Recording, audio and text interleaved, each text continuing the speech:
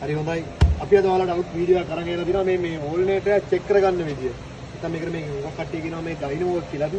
මේ ඕල්නේටර් එක චෙක් කරලා නැත්නම් මේ බැටරිය ආරෝපණය කරගන්න මෙන්න මේ උපාංගය නැත්නම් මේ ඩයිනමෝ එක නැත්නම් මේ ඕල්නේටර් එක චෙක් කරගන්නේ කොහොමද කියලා. මේක සමහර වෙලාවට මේක සවුස්නා වෙන්න පුළුවන්. නැත්නම් විවිධ දෝෂයෙන් මේ බැටරිය charge වෙන්න දෙන්න පුළුවන්. මේ 12 volt බැටරිය ආරෝපණය කර ගැනීම සහ වාහනේ බාහිර විදුලි පරිසරය විදුලිය කවදා කරගන්න මේකට අවශ්‍ය විදුලිය කවදා කරගන්න ඕන. විදුලි නිෂ්පාදනය කරනවා මෙන්න මේ ඕල්නේටර් එක කරන්නේ සරලවම කියනවා.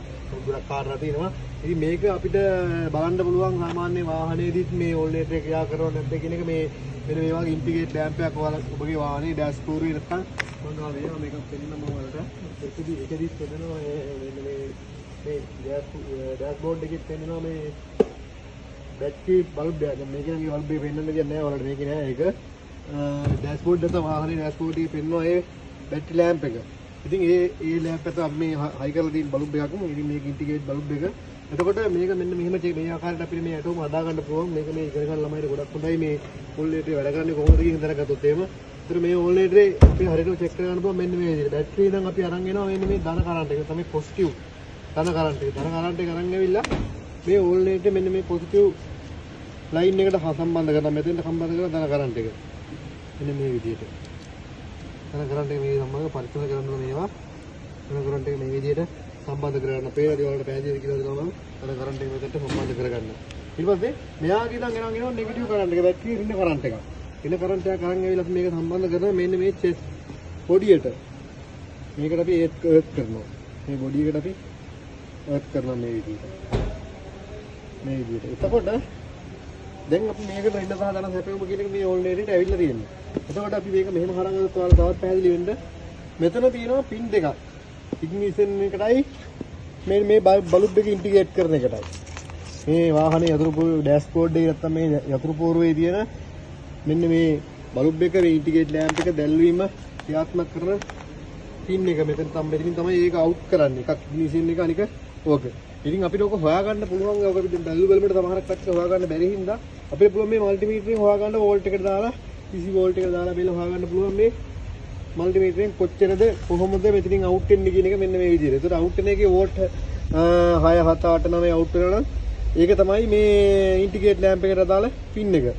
මේ එකක් අපි එතෙන් ඩෙලට් කරලා බෙල්ලා මේක කරලා බලනවා මොකද්ද අවුට් වෙන එක කියලා.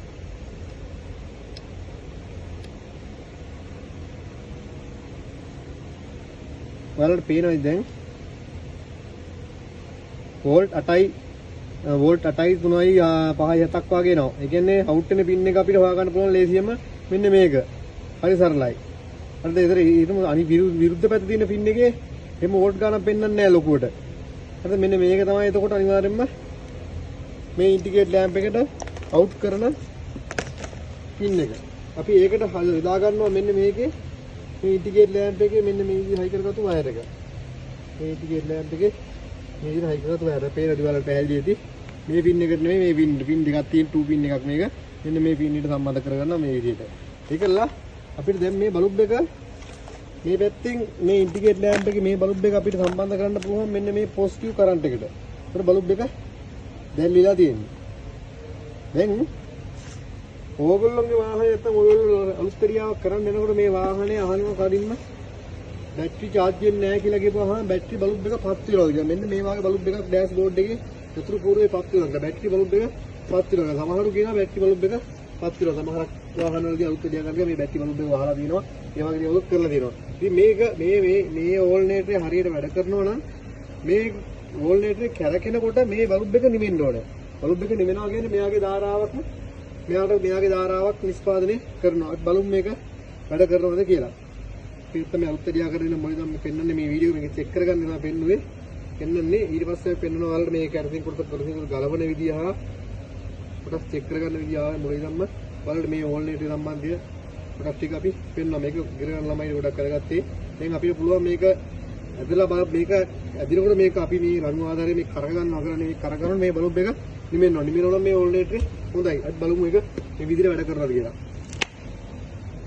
දැන් පේනදී වලට මේ ඕල්නේටරේ හොඳයි. නමුත් වෙලාවකදී නැවත ආයේ බ්‍රෂ් සෙට් එකේ හෝ යම් කොටසක දෝෂයක් ඇති වෙලාවකදී පත් වෙනවා වෙලාවකදී නිවෙනවා. බලමු අපි නැවතත් ඕන ආයේ සමහර විට දෝෂයක් තියෙනවා මේකම අපි දැන් දෝෂයක් තියෙන ගලලා තියෙන මේක මේ අපි සම්බන්ධ කරලා තියෙන ඇටෝමත් හරියට සාර්ථක වෙ නැත්තම් ඊට මේ වෙන්න පුළුවන්. ඒක දැන් බලමු හරියට මේක හරියටම ඔයාලට පෙන්නන්න ඕන ඉන්න කොහොමද වෙන්නේ කියන එක.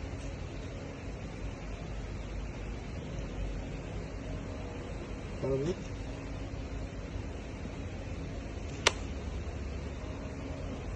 මේවා දැන් ඔයාලට බල්බ් එක පත් වෙනවා නෙමෙයි. නමුත් මේකේ පොඩි දෝෂයක් මොකක් හරි තියෙන්නේ. මෙන්න මේක මේ වෙලාවකට මේ බල්බ් එක නිමිනවා වෙලාවකට පත් වෙනවා. ඒ කියන්නේ මේකේ දස් සෙට් එකේ හෝ රෙගියුලේටරේ ආසිතෝ දෝෂයක් තමයි තියෙන්නේ. අපි මේක ඊළඟ වීඩියෝ එකකින් අරගෙන මේ ඕල්නේටරේ ගලවන විදිය. බොහොම ස්ලපිත් එක ඉන්න දිගටම මේ වගේ අලුත් වීඩියෝ අරගෙන ඔයාලා ගාවට එනවා.